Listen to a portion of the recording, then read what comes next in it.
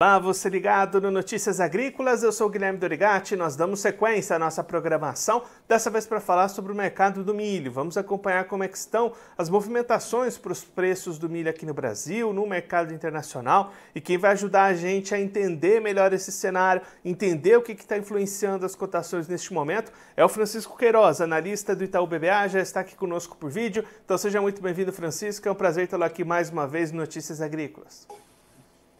Olá, Guilherme, como vai? Tudo bem? O prazer é todo meu de participar aqui com vocês. Francisco, vamos começar olhando para o mercado aqui no Brasil. A colheita da segunda safra está avançando rápido, chegando ali perto do final. E como é que os preços estão respondendo a isso? O que tem movimentado essas cotações aqui no país nesses últimos dias por aí? Isso aí, Guilherme. A colheita tá indo bem rápido, né? A gente chegou aí próximo de 90%, né, da segunda safra colhida. Alguns problemas, né, pontuais aí em relação à produtividade, né? Lembrando que nós tivemos algumas questões relacionadas ao clima que afetaram a produtividade em algumas áreas, pensando aqui em estados-chave, né? No oeste, noroeste do Paraná sofreu bastante, o sul do Mato Grosso do Sul também, né? Por outro lado, a gente vem constatando boas produtividades no Mato Grosso, né? Em Goiás, mesmo no Tocantins, enfim. Então, de forma geral, a gente enxerga como uma boa segunda safra aqui no Brasil, né? E pensando em preços, claro que a gente tem nesse momento a influência de um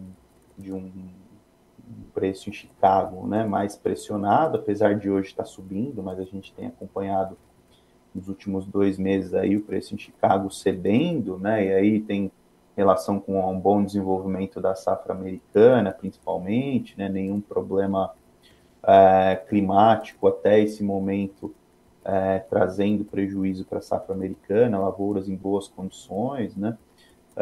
Mas aqui no mercado interno a gente acaba tendo essa questão do dólar forte, né? Ou o real desvalorizado, né? Aí cada um usa a expressão que preferir, né? Dando alguma sustentação para os preços aqui dentro, apesar da colheita aí da segunda safra, né? Que essa desvalorização do cambial, né, do real no caso, acaba tornando o milho brasileiro mais competitivo, né, mais barato no mercado internacional, e isso acaba atraindo a demanda externa, né? Então, por um lado, a gente tem essa questão de um câmbio, um real desvalorizado, jogando a favor, e por outro lado, né, a gente tem Chicago e, e a colheita, né? A gente está chegando aí praticamente no ápice da oferta de segunda safra, jogando contra, né? Então, eu diria que são essas duas forças aqui, uma contra a outra, né? Uma se opondo à outra, e faz com que os preços, né, do milho eles estejam aí um tanto quanto estacionados, né? A gente não vê grandes movimentos nem de alta nem de baixa para o milho aqui no Brasil, né? E aí, Francisco, você comentou essa questão do dólar, do câmbio, né? As vendas do produtor brasileiro estão bastante atrasadas, bastante lentas. Essa evolução de Isso. dólar, uma melhora dessas condições para o mercado internacional, ajudou um pouquinho a vender, a avançar um pouco mais com essa comercialização? Na verdade, não, Guilherme. Você colocou muito bem aí que as vendas estão atrasadas, né? E acho que isso tem mesmo a ver com essa questão de um preço que não está reagindo, né? De fato, assim, é que a gente tem aqui é que a comercialização, principalmente a gente pega o Mato Grosso como uma referência, né? Que é o maior produtor de milho segunda safra, né? Enfim, e a gente tem hoje o ritmo mais lento de comercialização do Mato Grosso nos últimos 5 anos, né? E aqui, usando os dados do IMEA, a gente tem uma comercialização de 45% da safra do Mato Grosso, né? Sendo que a média para essa época do ano, a média dos últimos 5 anos seria algo em torno dos 70%, né? Então, isso reflete obviamente, uma dúvida do produtor em relação à direção dos preços, né? Então ele está reticente em comercializar porque o preço está mais pressionado, né? Basicamente, e o produtor espera alguma valorização, né? E aí, quando a gente abre isso para o Brasil, né, o ritmo ele é ainda mais lento, né? Quando a gente pega a média Brasil, é mais lento até do que o que a gente tem acompanhado aqui para o Mato Grosso, né? Até porque o Mato Grosso tem a tradição de comercializar a safra de forma mais antecipada que o restante do Brasil, né? Então, na média do Brasil, a gente tem uma comercialização de próximo de 35% da safra, contra uma média de 5 anos aí próximo a 45%, né? Então, a gente vê que o ritmo de comercialização de milho ele já vem assim, né? Já de alguns meses e segue ainda nesse ritmo mais cadenciado, né? E aí, Francisco, olhando um pouquinho para as exportações, essas vendas lentas se refletem justamente nesses embarques, né? Bastante atrás dos registrados no ano passado, por exemplo. Exato. Os embarques de milho do Brasil, Guilherme, eles estão bem abaixo, né, do ritmo do ano passado, até julho, né? Na verdade, a gente tem o dado fechado até junho, mas temos já uma parcial aqui de julho, né? Isso é basicamente porque a safra é menor, né? A safra do Brasil será menor esse ano do que foi o ano passado, né? A gente tem uma expectativa de um crescimento para o consumo interno de milho, né? Seja para a produção de ração, seja para a produção de etanol, né? E aí na nossa cabeça aqui vai sobrar menos milho para exportação, né? Então, o que a gente tem de dados aqui fechados da SECEX, né, mostram que a exportação de fevereiro, né, só fazendo parênteses aqui, que o ano comercial do milho ele começa em fevereiro e termina em janeiro do ano seguinte, né? Então, a gente tem aqui os dados de fevereiro a junho, a exportação de milho do Brasil foi de 3,5 milhões de toneladas, né? E isso é 37% abaixo do mesmo período do ano passado, tá? E aí a parcial, né, que eu falei que nós já temos uma parcial para o mês de julho, a parcial de julho também indica aí uma queda de 25% em relação a julho do ano passado, né? Então hoje a última parcial, que é até a quarta semana do mês de julho, indica aí que deve sair, que saiu, na verdade, né, em julho, coisa de 3 milhões de toneladas. A gente vai ter esse número fechado na semana que vem, né? Então, se a gente pegar o que já foi exportado, né, até junho e julho, inclusive, mais o line-up, né, a gente teria um programa de milho aí ao redor de 11 milhões e meio de toneladas, né, até o final de julho, o que seria coisa de 8 milhões de toneladas abaixo do que a gente tinha no programa do ano passado, né? Então, no ano passado, até julho, a gente tinha um programa ali próximo de 20 milhões de toneladas, né? E aí, nas nossas contas, a produção do Brasil, produção de milho total, né, do Brasil para essa safra 23-24 deve ficar ali em torno de 122 milhões de toneladas, e a gente deve exportar ali algo em torno de 40 milhões de toneladas, né? Então, de novo, pegando o ano comercial de fevereiro até janeiro do ano que vem, né? Sendo que no ano passado a gente produziu 137 milhões de toneladas de milho e exportamos um recorde de 55 milhões de toneladas. E aí, Francisco, olhando agora para o mercado internacional, você já destacou, né, os preços pressionados lá em Chicago nos últimos meses, o bom desenvolvimento da safra lá nos Estados Unidos. O que a gente pode esperar daqui para frente? A gente vai seguir acompanhando esse desenvolvimento da safra? Tem algum outro ponto que pode entrar aí no radar?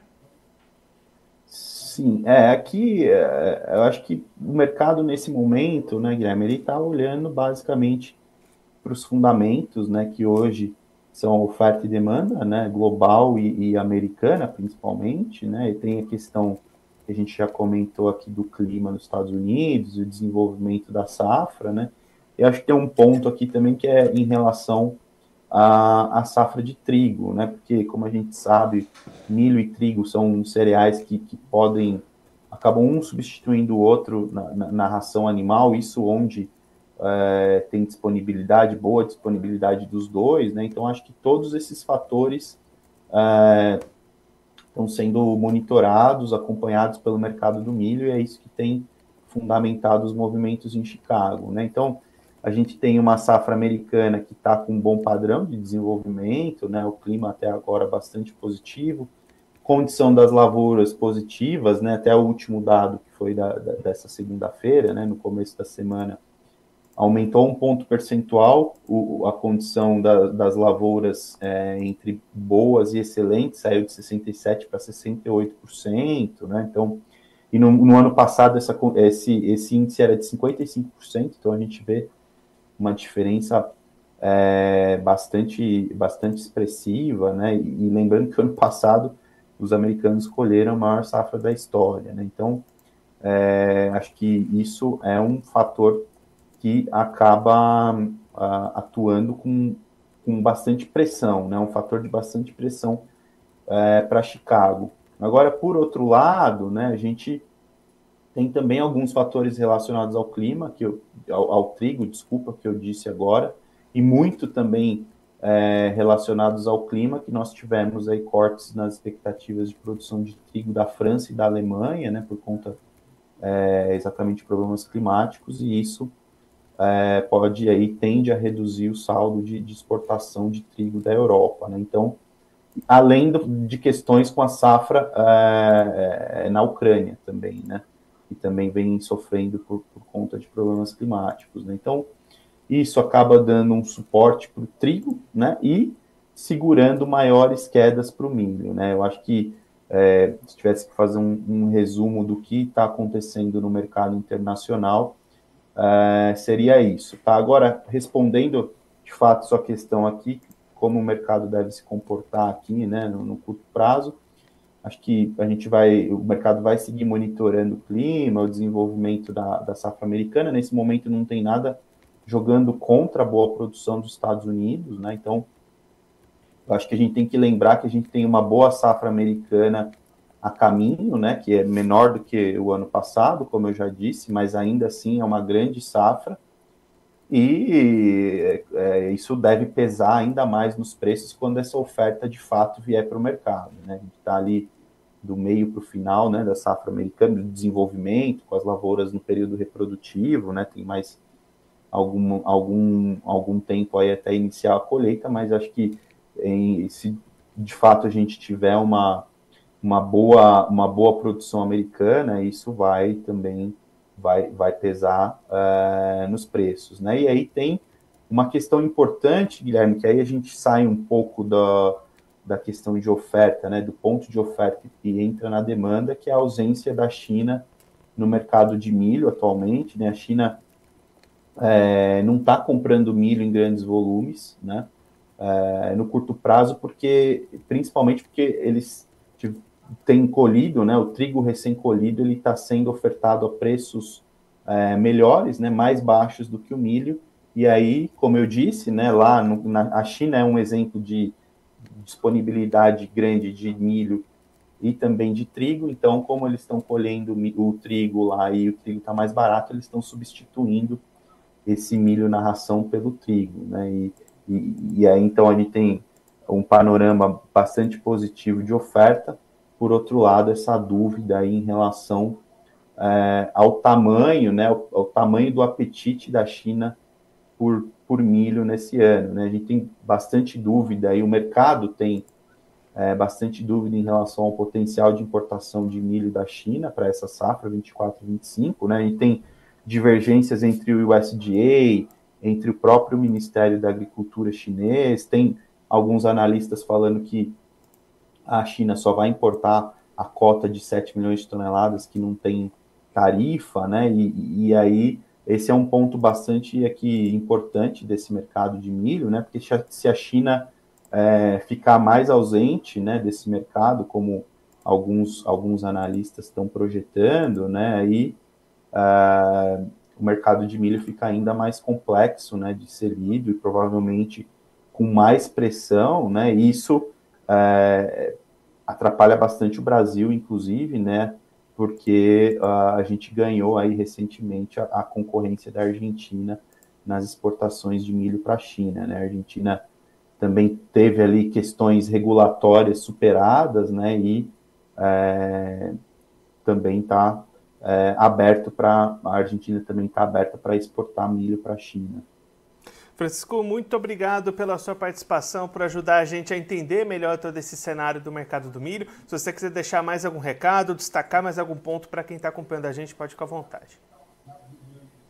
Guilherme, acho que a gente passou por tudo aqui, né? Mais uma vez eu só agradecer pela oportunidade, né? Dizer que a gente segue à disposição aí para novas conversas. Muito obrigado. Viu? Francisco, mais uma vez, muito obrigado. A gente deixa aqui o convite para você voltar mais vezes, a gente seguir acompanhando essas movimentações do mercado do milho. Um abraço, até a próxima.